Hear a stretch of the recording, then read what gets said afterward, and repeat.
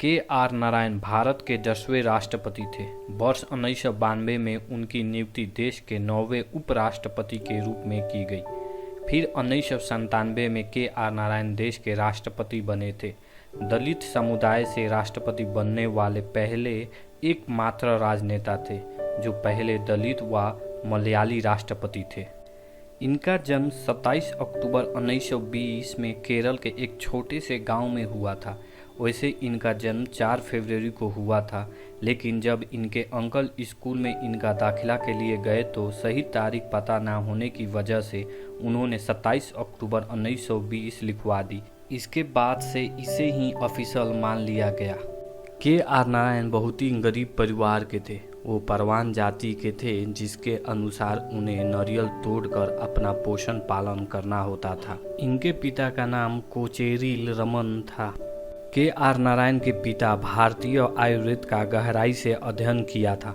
उन्हें इसकी अच्छी समझ थी, जिस वजह से सभी उनका बहुत सम्मान करते थे। के आर नारायण 7 भाई बहन थे और वो चौथे नंबर के थे। इनकी एक बड़ी बहन गौरी होम्योपैथी थी। गरीब होने के बावजूद इनके पिता ने शिक्षा को हमेशा प्राथमिकता दी। के आर नारायण की स्कूली शिक्षा 1927 में उझाबीर के अवर प्राथमिक विद्यालय में हुआ था।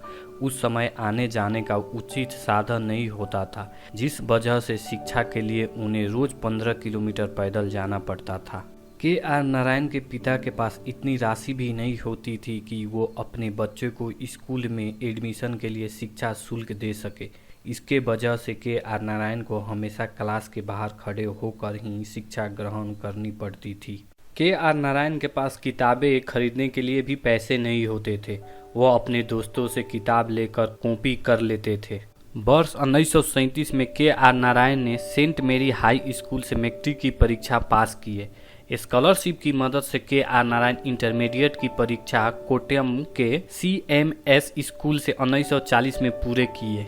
वर्ष 1943 में उन्होंने BA और MA इंग्लिश लिटरेचर में ट्रैवेनकोर यूनिवर्सिटी से किया। वो पहले ऐसे दलित हैं जिन्होंने फर्स्ट क्लास में अपनी डिग्री पूरे किए। वर्ष 1944 से लेकर 1945 में के आर नारायण ने द हिंदू और द टाइम्स ऑफ इंडिया में पत्रकार के रूप में कार्य किया। इस दौरान 10 अप्रैल 1945 में उन्होंने महात्मा गांधी का इंटरव्यू भी लिया था।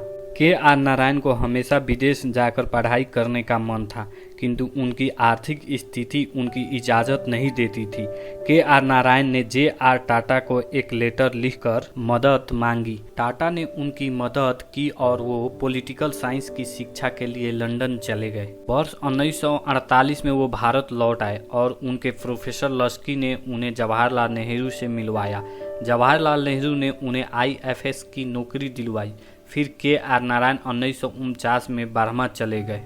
वर्ष 1978 में IFS के रूप में जब उनका कार्यकाल समाप्त हुआ, उसके बाद वो जवाहरलाल नेहरू यूनिवर्सिटी के वाइस चांसलर रहे।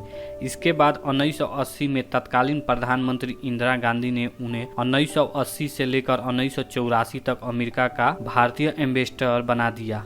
इंदिरा गांधी के कहने पर 1984 में वो राजनीतिक में आ गए और लगातार 3 लोकसभा चुनाव में केरल के कांग्रेस की सीट से विजय होकर लोकसभा पहुंचे।